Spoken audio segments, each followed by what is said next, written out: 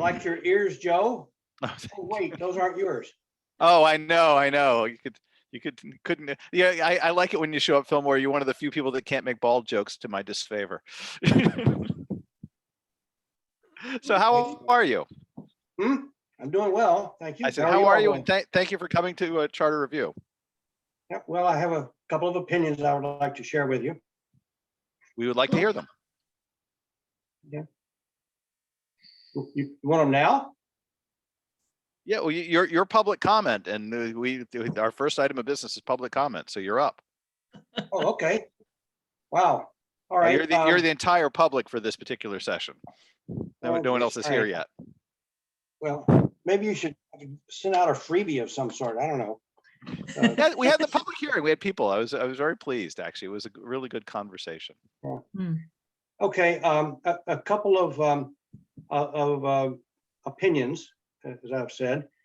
One of them, and this has come up before, that our current town charter, in addition to the, I believe it's 5 elected boards, which I think should stay that way, the big 3 plus the 2 appeals boards, I think should stay elected. But on top of that, the charter specifies, and look it up and count them, 18 separate boards and commissions, ranging from 3 members to 12 members, 0 to 3 alternates in some cases.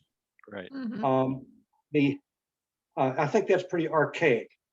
That for the most part, the charter should not include, because this is like the Constitution. This is like the U.S. Constitution saying, okay, there will be a Department of, well, I don't want to offend anybody, but XYZ, and they don't. They leave it to the future generations and whatnot to come up with the right number and the right ones.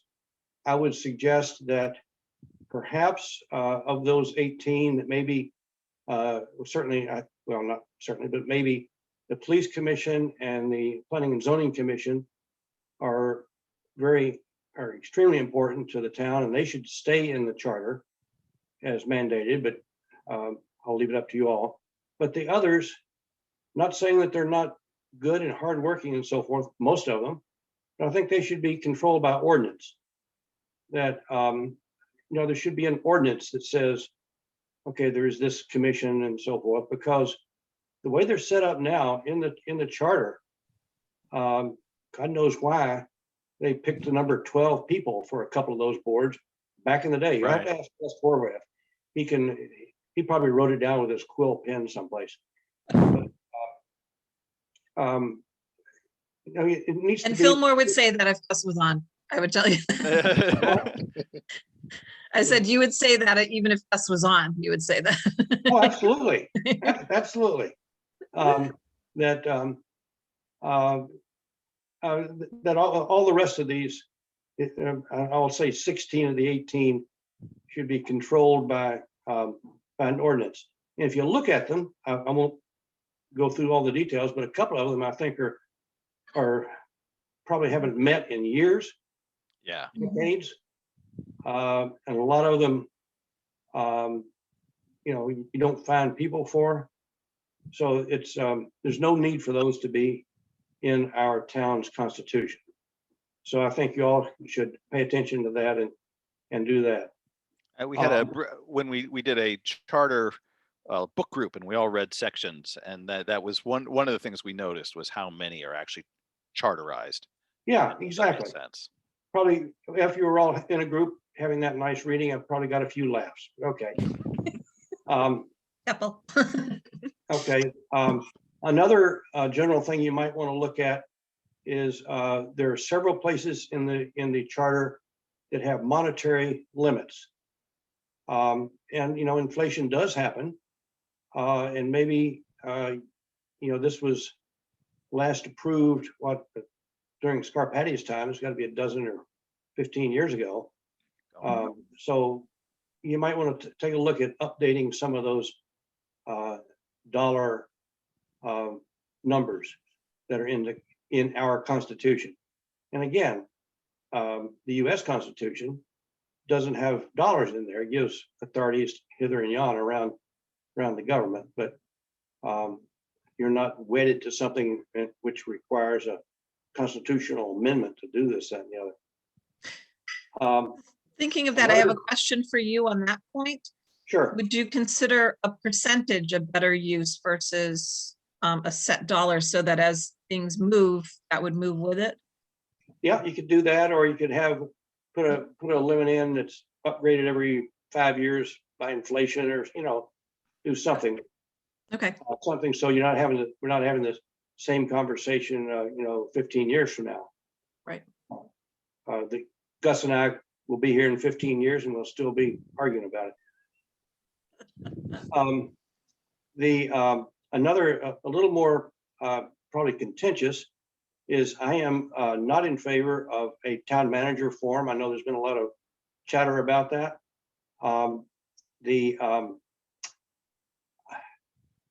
Madison is lucky in a lot of respects. Oh, hi, Noreen.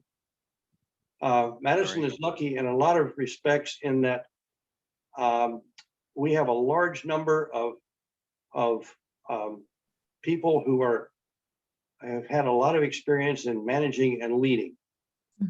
And it's not like some towns that maybe are a little shy on that regard, but one thing that this Madison has is a large retinue of trained leaders and managers. We ought to be able to pick a first selectman from both parties. I won't look at you, Joan, but if Amy were here, I'd be looking at her too. Yep. That it's up to the two parties to pick somebody who is a good leader and a manager, not just somebody who's making a stump speech and cut a ribbon every now and again. Yeah. So I am opposed to a town manager form of government. Back in the day when I would go to these South Central regional meetings and whatnot, there are a couple of towns, and I'm not going to go into names here, but a couple of towns that instead of a mayor or first selectman, they had a town manager. And they contributed zero to the conversations in the meetings. I don't know why that was. Maybe they were just, I can't imagine that they were shy, but they were just not contributory. Now, maybe they did a good job back in town X, but who knows? Mhm. There's also I've heard some chatter that that if we stay with a first selectman type, that term should be increased from 2 years to 4 years. And there's some points on either side, but I would suggest we should keep it at 2 years. Couple of reasons. Number one, the chief executive of the town needs to be answerable to the people. And going back to what I said a minute ago about a town manager, I don't. If we should ever go to a town manager, I can't believe that we would hire somebody and say, okay, you've got a ironclad 4-year contract. We don't do that. The superintendent of schools is what, 2 years with renewables and stuff, 3, I don't know. But it's certainly not a 4-year contract. So I can't imagine giving somebody a 4-year contract as the chief executive. That 2 years is enough. And so I think that's my opinion on that one. Fillmore, could I ask you a related question on that? Sure. That came up? One thing, and I seem to remember talking to you and every other first selectman about this. The pattern we have that you're elected on a Tuesday and you're supposed to quit your job and do your stuff and start up the next Monday. Yep. Do you have any thoughts as to the transition? Because I mean, that assumes a certain kind of person that can do that, which has a lot to do with sort of work cycle and resources. Do you have any thoughts on ways that could make that better? Okay, I hadn't really thought about that, but that's a good. I think Madison is the only place I've heard of. Again, as I would chat with amongst my fellow mayors and first selectmen in the region, I think there are 13 of them or whatever. That yeah, we were certainly the earliest. A lot of them went to December, maybe even the first year, et cetera, et cetera. Regarding turnover, though, I don't know, whoever takes over as first selectman probably already has some familiarity with the town. You know, I'd been on the Board of Finance for 8 years and sort of I knew where the bathroom was. As I remember, I came in and the election was on a Tuesday. Wednesday, I slept. I think Thursday I came in and Al and I, you know, shuffled things around, went through, you know, for an hour or two. Same way when I left and Tom Banish came in, you know, a couple of hours. But you're also both retired guys. That's So, true. you know, so if we wanted to get, you know, open up, because it is a problem. We Yeah. don't always get a Fillmore McPherson, you know, Fillmore, you know, that's like, but you know, it can be a little hard to get people to run for first selectman. Yeah. So it might, you know, how do we, as a charter, you know, how do we open it up so that somebody who's working at a job in New Haven could rationally say, and maybe been serving on boards, could rationally say, hey, you know, I'm willing to give up my job and go into public service for the next, you know, X years. Typically you can't do that by stiffing your boss by not giving them 2 weeks notice. And Well, I think, know, yeah, I hadn't really thought about that, Joe, but you're right. As you usually are. he never says that word together. Yeah, there we go. Hardly, So, hardly. yeah. So if you saw fit to move it out to December 1st, or, you know, the first Monday in December, or, you know, whatever, something like that. You know, I think that would be a good case. That would give somebody, you know, 3 or 4 weeks to get out of their other job. And you think that's how other towns are functioning? Because we hadn't looked at it. We're sort of functioning on instinct on that. Yeah, I think, yeah, Madison is by far the earliest. I think without doing a check, which you could do, I suspect that most of them are, if not maybe the last week in November, but into December.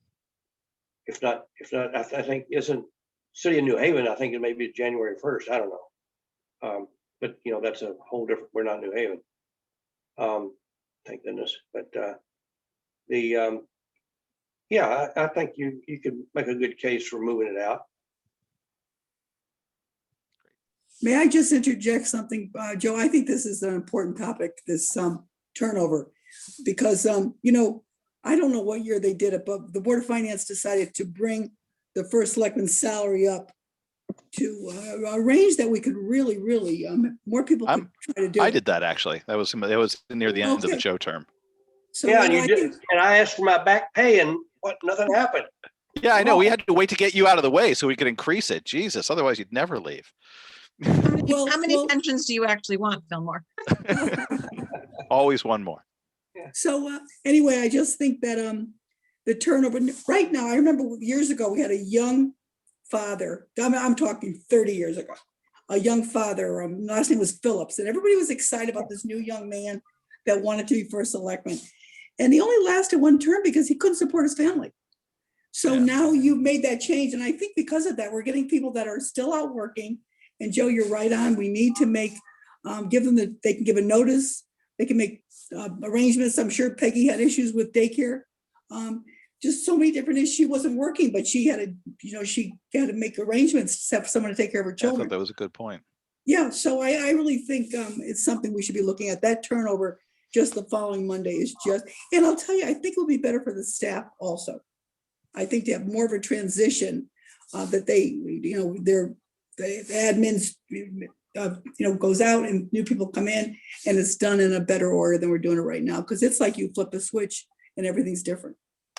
I agree. Also, I can't imagine giving a day's notice to my job. That would preclude me from ever considering something like this. Yeah. So I agree with that. Is there any downside? Is there any, I mean, the first selectman can always be up to ruckus, but is there any change in what the first selectman should do in those, the outgoing first selectman should do in those weeks? Or is there anything that happens around that time of year? I've never sat in the chair, that we should be sensitive to.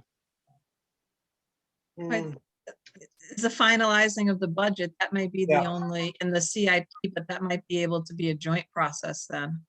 Yeah, I think, Or- you're right, John, that, that, I was about to say that the only thing that would really climb in is that's budget time for the first selectman. What would you think? Is that Oh, ever, go ahead. Joe, is that ever an issue with November, the budget? Is that normally an issue? Well, there's the staff work is well underway. So, and that's true under our current system. So an extra few weeks won't make a difference.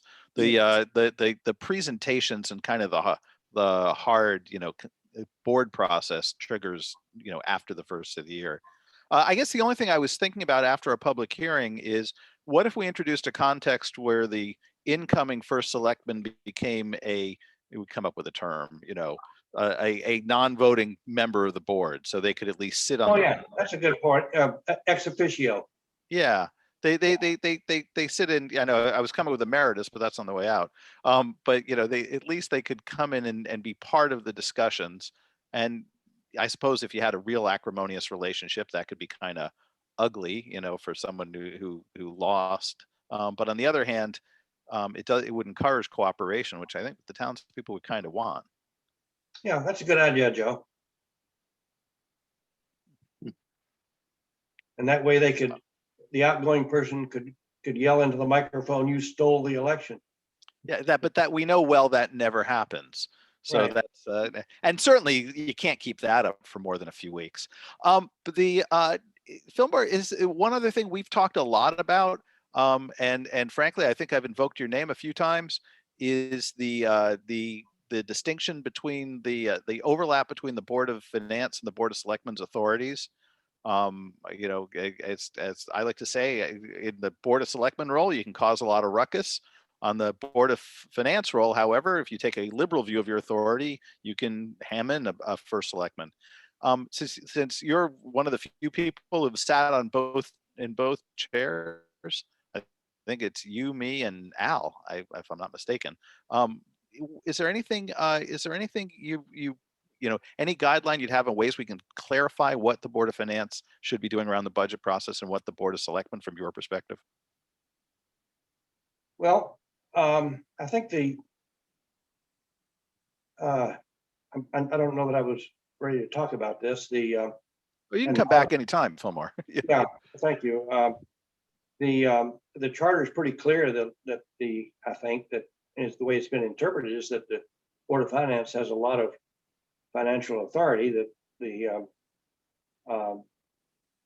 first selectman and the Board of Selectmen can't just go spend money that hasn't been allocated or appropriated and passed and whatnot.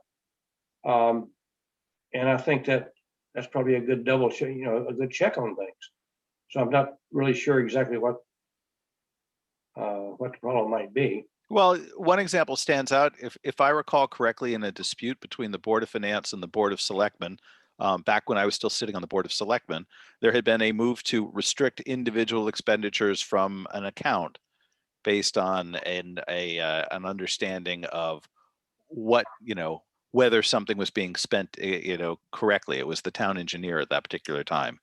That type of thing gets into the executive mode. And Yeah, as I read the charter, it's relatively silent on that type of thing. Yeah, I've got to say, Joe, I don't recall that particular incident, and maybe you could. Oh, you knew about it at the time.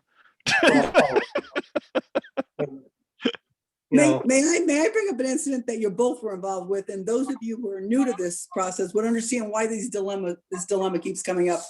I bring up the famous property next door to the senior center fiasco. Yeah, Joe's big screw up. Yeah, okay. Joan, you might have been on the board. Were you on the board, the Board of Selectmen? I was on the Board of Selectmen at the time, and we were saying, oh, well, no one needs to go. This is a slam dunk. It's a small adjustment, So item. let all of you know, a piece of property next door to the senior center come up for sale. The selectmen determined that they felt it was prudent to buy it. So they I think we're limited how much we can negotiate because the public, well, you guys understand that more than I do. Anyway, so they thought they had a slam dunk, as Joan said. I happened to have been at that meeting, Joan, and I think everybody, my daughter-in-law was on Board of Finance at the time. She was with me, yeah. And Joe was chairman. And I think we all went in thinking this was going to be a slam dunk. We're planning ahead. And a private citizen, namely Tom Banish at the time, felt we were paying too much for it. So he brought a whole group of different town people, all different. And they came in and said they didn't want it. They didn't want us to buy it. And the room was filled. And so you had the selectmen saying, we need this. We're planning for the future, parking, maybe something to do with a space for a big generator, whatever. And that was the board problem. I had asked about that. And they said, no, we can't use a generator. Then I'm like, oh, fuck, give me something. Well, I'll tell you what, but the thing is here is that you had a board of selectmen saying we need it. We've looked at it. We think this is the way to go. And then you had a board of finance that said, no, where's that line? Now, as I recall, the public that was there, their point was it was too expensive. Isn't that right, Joe? Anyway, that's when I remember this starting this. It was Right. a combination of too expensive and we didn't need it. And why are we buying more town land and we're taking things off the tax rolls? And I guess the question, the hard issue for the charter is, or the interesting issue for the charter is, there really was no question the town could afford it, right? It wasn't a whole lot of money. It was And the second, 300 grand, as I recall. That Yep. was, yeah, and the second And we were part still negotiating at that point. Yeah. Right, And right. and the second part, it was a little pricey for that particular street at that time, but it wasn't like, we have more money in the bank than that.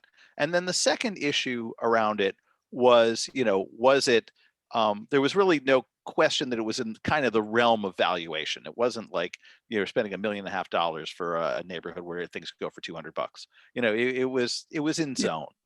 Mhm. So then what's the standard of review? And then the question is, as the charter read, it leaves open do we need it? And that was the part where at that time, when we asked, the need was, well, for the future, kind of, we should get this, it's next to one of our properties. And it wasn't clear. So it goes to the standard review. You've got one board that says we need it and they're elected. And then another board that asks the same question. And does that make sense? Well, and then the interesting thing was about, what was it, maybe a year or two later, we did buy a property for future use. And that was more around the Board of Ed. And we paid a lot more money for that property. And we're still not sure until we actually go to a referendum if it will ever be used. So, and that was, And that 5, sailed 6 years through. ago, right? That sailed through with no problem. So that was kind of because at the time, I think people learned from the last time, and then the Board of Finance was packed with people, we need to buy it. So Yeah, but Yeah. it's also, what's the standard? If the issue is, does the second board need to figure out if we need it? If that's a question that Oh. board asks, that's not the requirement. The requirement right, is it something that the town wants Right. or could use? As I recall, it was a fairly a quick action, that a lady, I used to deliver Meals on Wheels to the lady that lived there. She died and the heirs were trying to unload it pretty quickly.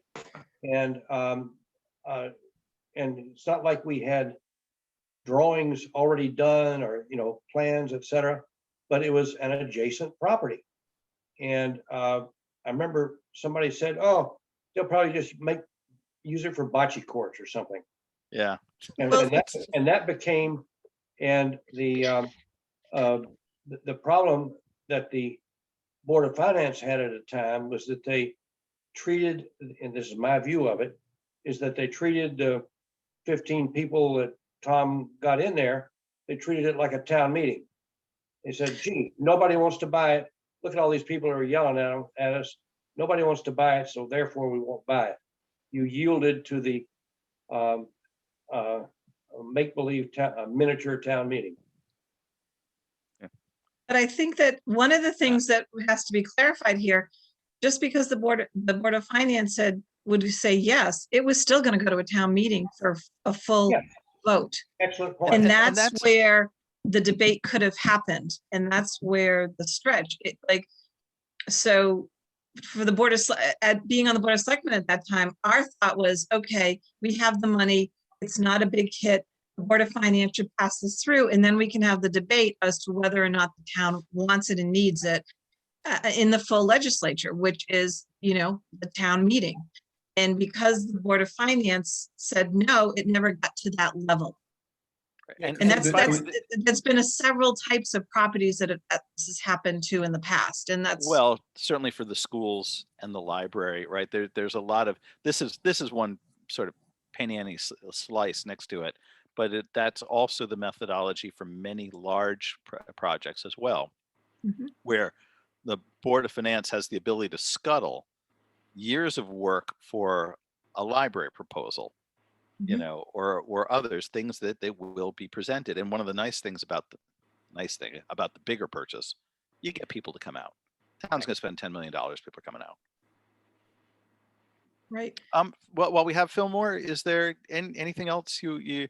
And by the way, Fillmore, I'd really welcome the chance for you to come back. I actually had an idea that, based on the conversation we had in the public hearing, that it might be nice to gather as many former first selectmen as we can to come and just appear. Maybe we'll have to see if we can reach Tom in Florida and see if we get Al on and see if we could just talk a bit about, is there anything structurally about the role that would make a difference, and it would be just I think it'd be helpful for us. Yeah, be happy to talk anytime, of course. Our ranks are thinning. The last Tom Rylander, who did a great job, has passed. And Tom Scarpati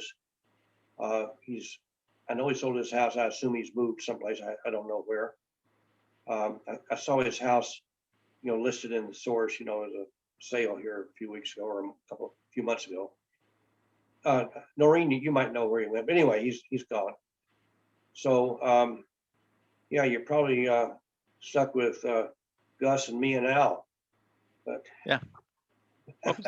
Well, what better trio could we have? We can call Tom down in Florida. Yeah, pick up the line. But I just think it'd be helpful to kind of get maybe your combined past experiences at once, so you can remember in war stories. And you know what? They both have been Board of Finance, but also, is Bennett Pudlin still around? Because I spoke to Bennett not long ago. Yes. I think we should talk to him because he felt very strongly, as he stayed on the Board of Finance, that the Board of Finance had powers that the Board of Selectmen didn't agree with. I don't know who's right, but I brought this story up because think about it, for those of you who've never been involved, you've got selectmen that look into this project, identify why we need it, we should do it. They can't really negotiate too much publicly, and then they go to the Board of Finance, who a lot of people think just says we got the money or we don't. Well, obviously that didn't turn out to be true. I don't have the answer, and I think that's the question. I think where exactly does the Board of Finance go? We understand they have to say over the budget, but something like a purchase or whatever. I don't have the answer, but I think we should get both sides. And I know Bennett felt very strongly about it. So if we could get him, I think that would be good. Sure. And I think that we're asking kind of the very similar questions. Well, here, I'm sorry, Fillmore, I don't want to continue to monopolize your points. No, that's all right. That's about it. Oh, one other point. I haven't heard it come up, but the, Branford has that representative town meeting. We talked about it in the public hearing. I don't think that works very well. I would strongly suggest you don't do that. Could I ask why you think don't they? I don't really know much about their system. Okay, the RTM, they've divided the town, and I'll speak very broadly here. They divided the town into a whole number of districts, like 12 or 15 or 20 or some such, and then they each little district elects somebody who's their representative, and then those 12 or 15 or 20 people then become what we would refer to as the town meeting.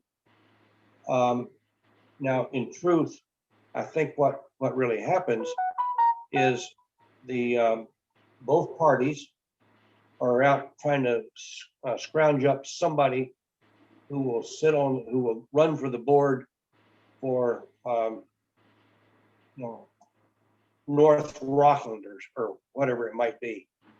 And, and you scrounge around and you've got to come up with somebody by, what is it, September, so they can go on the ballot. And you don't end up with a very good group of people. This sort of goes back to the charter back when all of the boards and commissions were voted on. Remember back in those days, 20 years ago, when it would take you forever to fill out the ballot because you were voting for all the different people. And without going into a lot of details, that was one of the problems with the police commission at the time, because you had all the guys who wanted, look, I want to be a cop, so I'll run for and the town boards. Joan, you can appreciate this. We're scrounging around. Christ, we need 100 people to come be on these boards, and so you pick whoever raised their hand by September 1st, and they may or may not have been any good. They were one-trick ponies or whatever. So my view, as I've seen it from a little bit of a distance, is that Branford's RTM is sort of the same thing. You end up with I don't want to be disparaging, but you don't end up with the best people. So don't go down that road. Thank you, Fillmore. Any other questions for our esteemed former first selectman? I like the esteemed part. As opposed to just steamed. Right. Thank you, Fillmore. Okay. Lauren, do we have anyone else for the public? You're on mute, Lauren. I know, of course you are. Because that's how Just we so spend I our don't want day. you guys hearing my kids screaming in the background. So That's all right. I'm surprised you guys haven't commented to hearing my dogs barking. we do have two other members of the public. If you would like to give public comment, you can raise your hand and I'll move you over.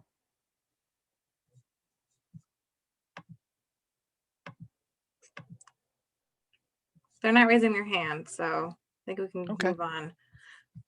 Excellent. If you can can they hear me?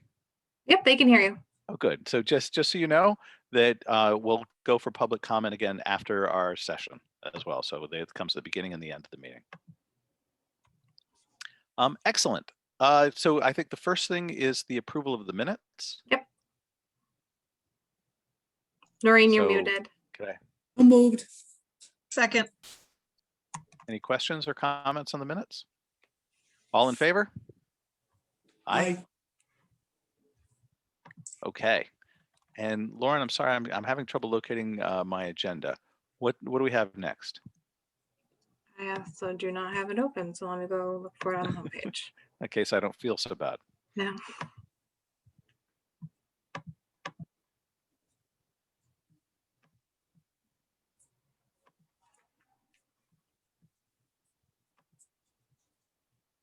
I think this is Yeah, more of a planning quick- meeting, right? Yeah, I think it was just a vague comment of discuss, next steps for moving the process forward. And also to review anything from the public hearing. I think that was Yep. on the agenda. Yeah. I have a quick question to follow up on what Fillmore said. Just out of curiosity, and maybe Lauren, you might know this best, or Joan. In recent history, how many times has the incumbent served one term?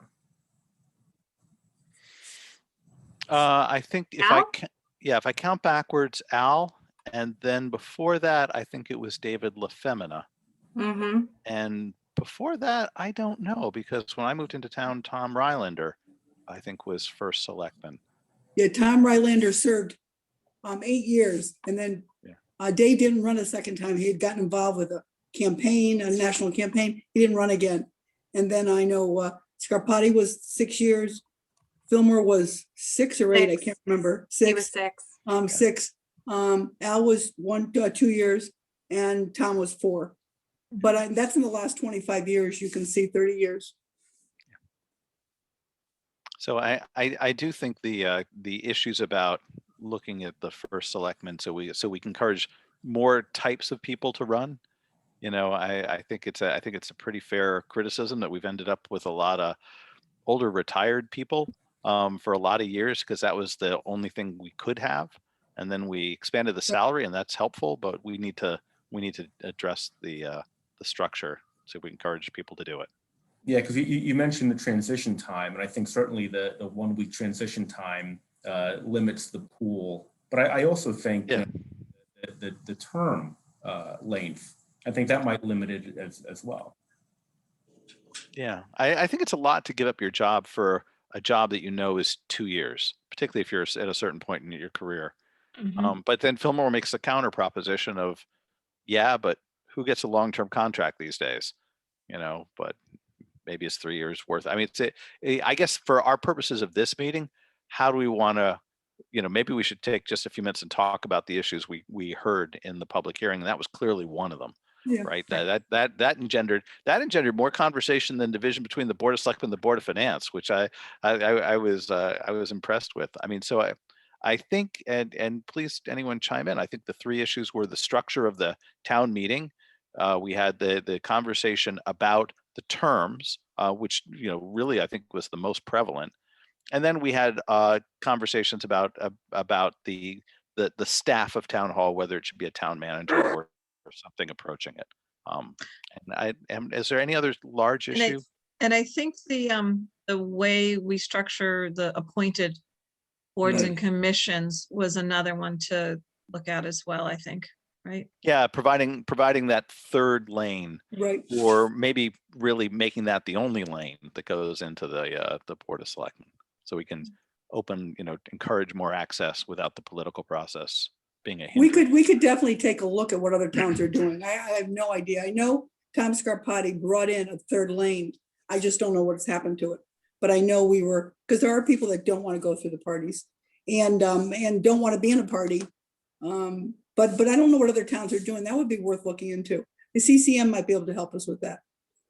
I know that there are other models outside of Connecticut where you actually elect a group who does the triage and recommends people to the Board of Selectmen, and that's a position. You're I don't know what they call them. You're a recruiter. Who knows? Well, but you would listen to the appointees from the boards. You know what I mean? It's not. You may very well end up with the same populace of people, but they provide sort of the pre-screening. So if we think about the next couple of weeks, if we want to talk about how we like to do what we like to do. So as we're sitting here on the 2nd, the question is, how do we want to start moving forward? I'd like to suggest that if we can, that we should continue now that we're the other side of the public hearing, and we can kind of be a little more aggressive about how things should change, as opposed to just gathering information. I would like to suggest that we should talk to some of the other town boards, invite them en masse. Still talk to people individually, like when Fillmore just showed up, which is great. But I'd like to hear from the Board of Finance, because it's one thing we've heard from a lot of selectmen. So that says, the Board of Finance has too much power. I can tell you, however, that there's, we should get the counter proposition, or see, how things are working from their side. And, and personally, there've been changes in these recent years, when we're in COVID times. That doesn't affect only the Board of Selectmen. And I would very much like to talk to the Board of Ed.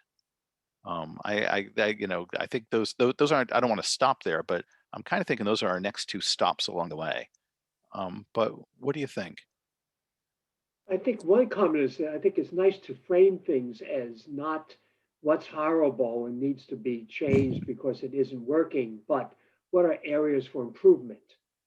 right. If we're not perfect, almost everything has got to, there's some things that could make it a little smoother, a little better.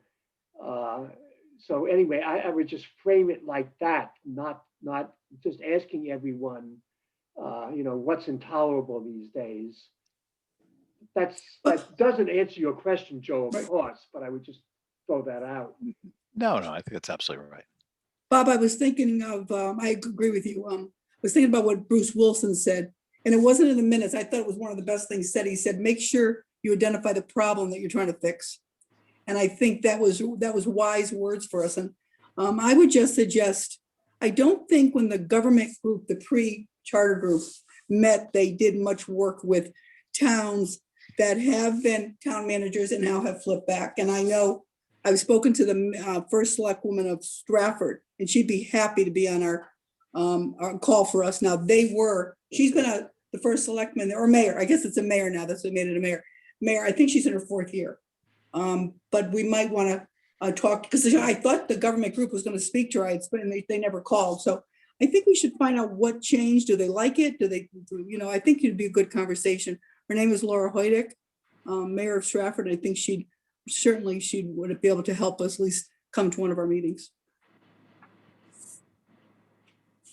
And I think Okay. that that's interesting too, because if we went from a town manager originally and then they went to a mayor, they still want that very strong head, so to speak. So that would be interesting. I think that would be good. The other thing I'd like to bring up is just how often we meet, because if we're looking at putting something into 2022, I have a feeling that weekly meetings are going to be, I know it'll be tough for me to continue that pace. So, maybe we start off these first few months as weekly and then say, okay, let's try to standardize this and do every other week. And maybe instead of trying to just chunk in an hour and a half, maybe we go 2 hours. And we have homework in between that we come to the meeting with, and, somebody does this research and somebody does that, and then we report on it. We kind of talk it through. Just a thought. And we have the ability to break up, making sure we obey the FOIA requirements. But we do have the ability to break up into a couple of different groups. And that might make it easier too.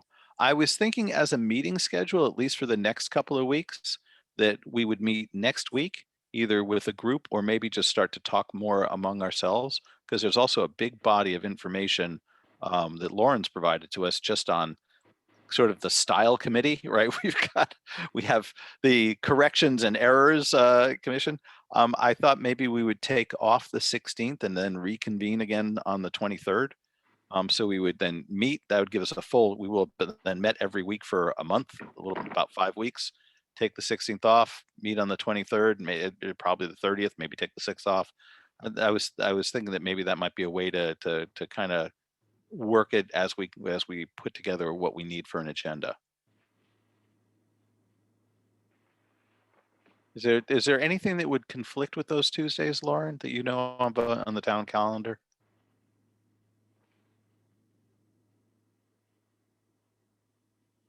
I don't think so, because I have a place marked for myself for every Tuesday, just in case that's what you guys decided to go with.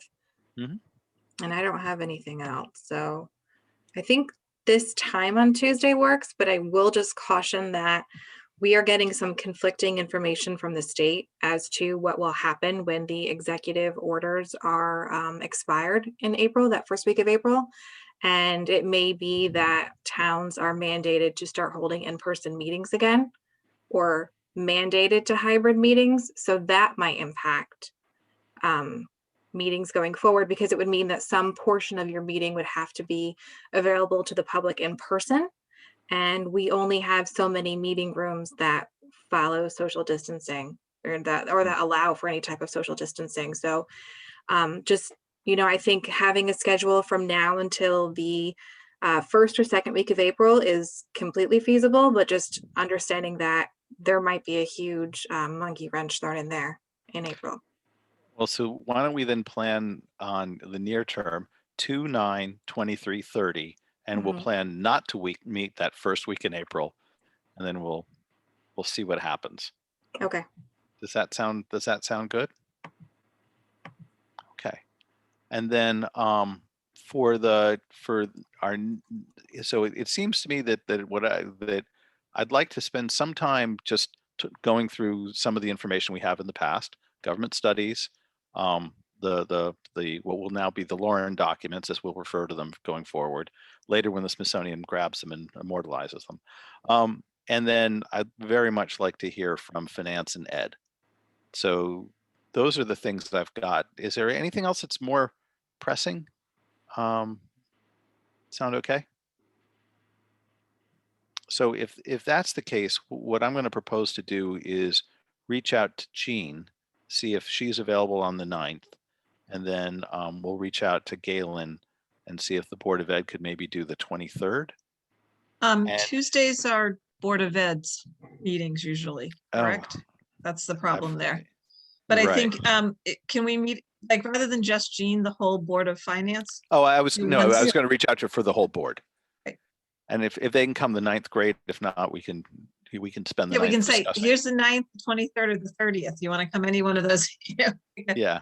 And honestly, let's face it, the 30th, no one's meeting because that's the 5th.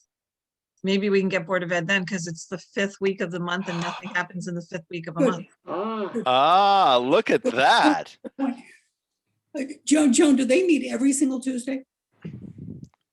Some version or another do They do, or usually, something. like, so there's subcommittees and then the Yep. meetings and then subcommittees, but if it's the 5th week of the month, we might be able to get, maybe we say that's our Board of Ed and Board of Finance night kind of deal, just Yeah. expand it, Well, finance meets on Wednesdays, right? right, so they can Yes. come anytime. Yeah. So great. and so I had previously texted Jean to let her know that I'd be interested in having her board come to a meeting.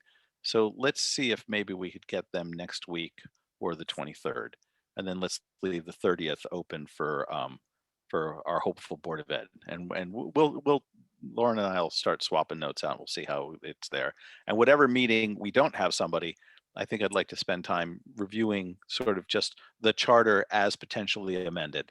I know that's starting back at nuts and bolts, but boy, I think those nuts and bolts would serve the town well just to get that through. And I one like the thing notes one, yeah. yeah. The notes. one thing Yeah. I'm sorry, go ahead, Joan. My apologies. No, the note, the first one that came through that said, here's the notes from the department heads. I think Mhm. that would be the nice starting point, quite Yeah. frankly. And one of the things that's good is if we think about the fact that we can schedule multiple questions for the ballot, we're actually working on question 1. Shall the charter be corrected as such? And I think that would be kind of nice. We might be able to get that through, and conceivably we could even advance that motion earlier, depending on what the town has coming up for a vote. So I think that's time well spent. So we've got 3 days and 3 things to work on. Hey, Joe, can I ask a question? When it comes to Yeah. the Board of Ed, and this also could be Police Commission, they're under state statutes, right? So are they treated differently? I don't recall in the budget, in the charter. I didn't do that part. Do we have to work with them differently? Because, we can never tell them what to do. They are it's under a state control, not ours. Well, I think there's a couple of things I'd like to talk with them about. So they're still, because we provide, unlike other towns, right? We provide a big bulk of shared services. I think it'd be great to get their perspective, because they're in many respects not exactly a captive group, but we share accounting services and pensions. There's a whole series of things we do together. So I'd like to get some portion of that group, and also who knows. Joan, did you guys meet with the board? I know you met with Board of Ed members, but did you meet with the board last time? Like, how did that conversation go in the prior charter review? So out of the boards that were asked, none of the board showed, and honestly, the Board of Ed said there's really nothing, because it basically is very short and sweet. Board of Ed is regulated under these things, and there's really nothing else in the charter. So from a charter standpoint, yes, for operationally, that's a different story, but do we want to focus? I don't think we want to charterize what we're doing as far as shared services. So they did not really have a lot, because there isn't a lot in the charter. I think it's a paragraph total. Yeah, If I remember correctly. I think maybe following the Bob Optimism Committee, I think we asked them what could be better. And eventually I'll want to talk to the zoners as well. I think, right? We think about the high impact boards. We should really try and talk with all of them and see how it goes. Yeah. So police commission, zoners. I mean, beach and rec's pretty high impact to the town as a whole. Yeah. And so isn't senior. Yeah. Commission, so I think. And some of those we might be able to consolidate, into one night. Yep. Oh, I think the more people we can get to talk to that are working within these boards and commissions, I think the more insight we'll get as well. Great. So any other thoughts? Well, why don't we go back to the town meeting? Any other thoughts from the town meeting itself?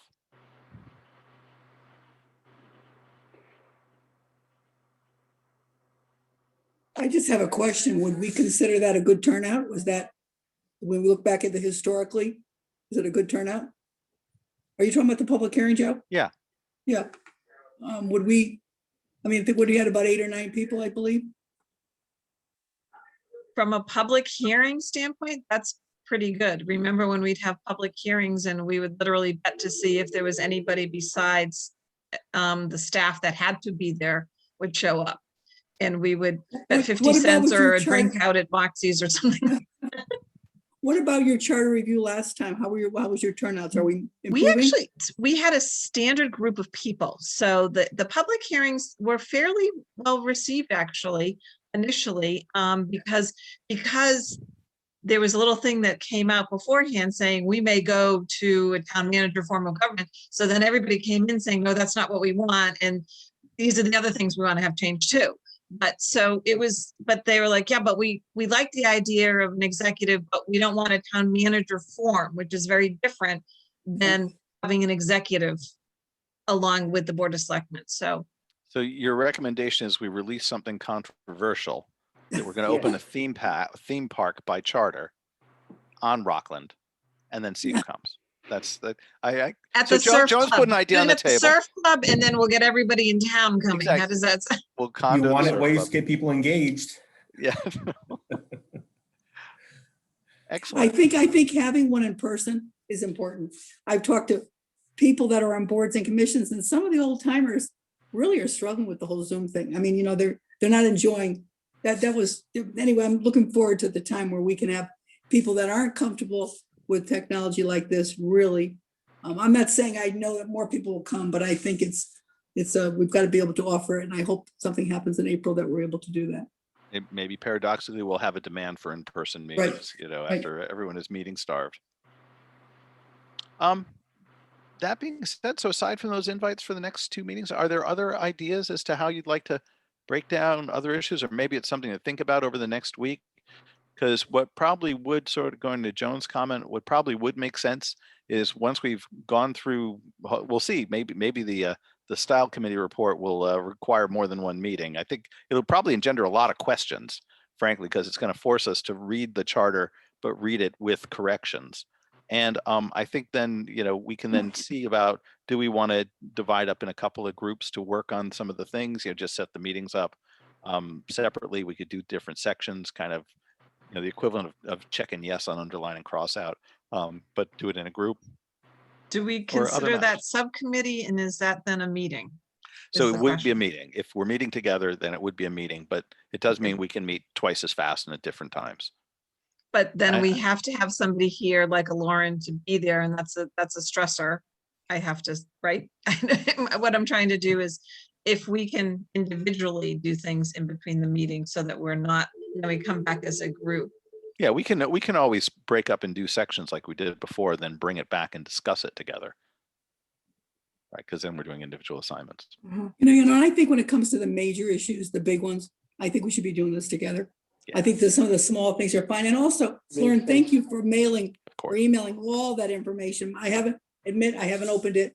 But in it is, Joan, you mentioned that you have your charter recommendations redlined or something. Do we have access to that? Because I think that's a lot of cleanup that we can just automatically look at, let you guys did all the work and So just build up. there's two pieces. There's a red line version of the current charter from the current department heads. Correct me if I'm wrong, Lauren. So, And- yeah, And then there is a red line version, which would be the 2015, but it is red Okay. line. Okay, I so- think I sent it to you guys in 3 ways. The Yes. 2015 final red line version, Okay, the version that has comments from myself and staff about what has and has not caused burdens for us over the years. And then another red line that is the 2006 version cleaned up for grammar and emissions. Mhm. Thank you. So useful. it sounds like then we're on roughly 3 tracks, right? If I sort of think about this, one is let's review that stuff and talk about it and agree to some things.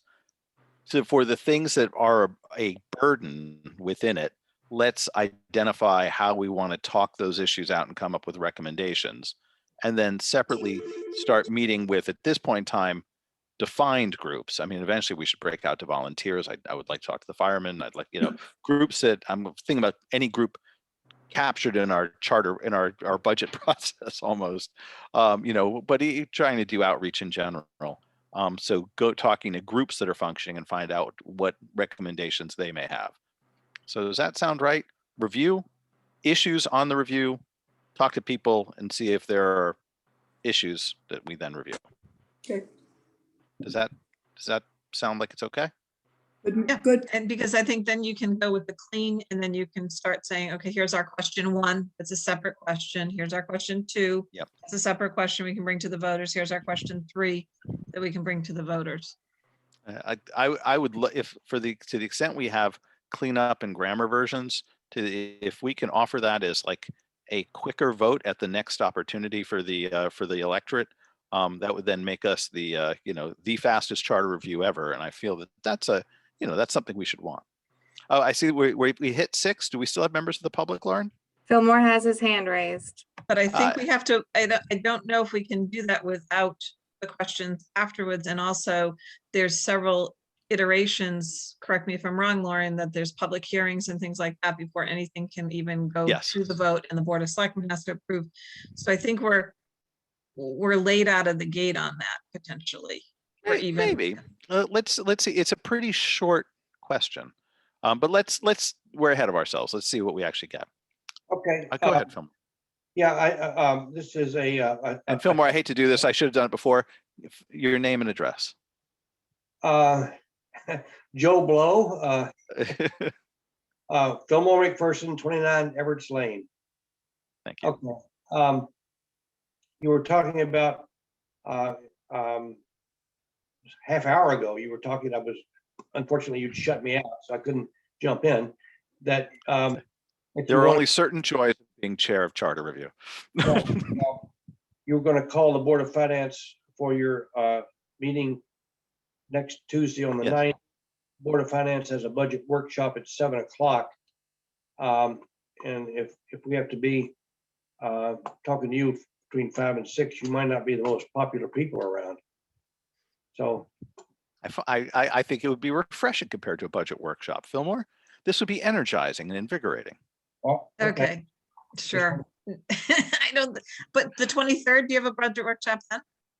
Well, let me see. Hold on. No. 16th we have nothing. The 23rd we have nothing. Okay.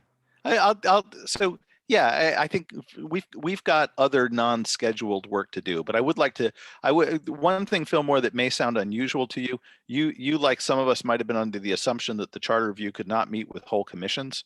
That turns out to be sort of just a general mistake that the town was under, and we can. And because if you might recall, last time there was the need to like break the commissions up. So if you wanted to meet with the Board of Finance, it took 3 meetings because you'd meet with 2, then meet with 2.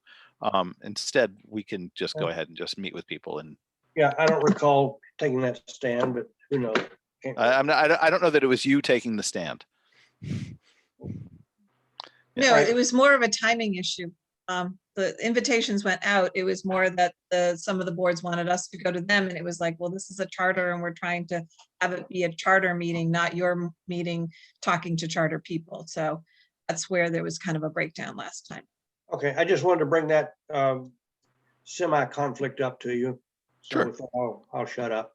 No, Or perfect. cut me off now. Thank you, Fillmore. I appreciate it. Do we have any other members of the public that would like to speak? No. Lauren, in that case, it sounds like we have a plan. We'll send some notes out and do some scheduling. Any other questions or things you'd like to bring up?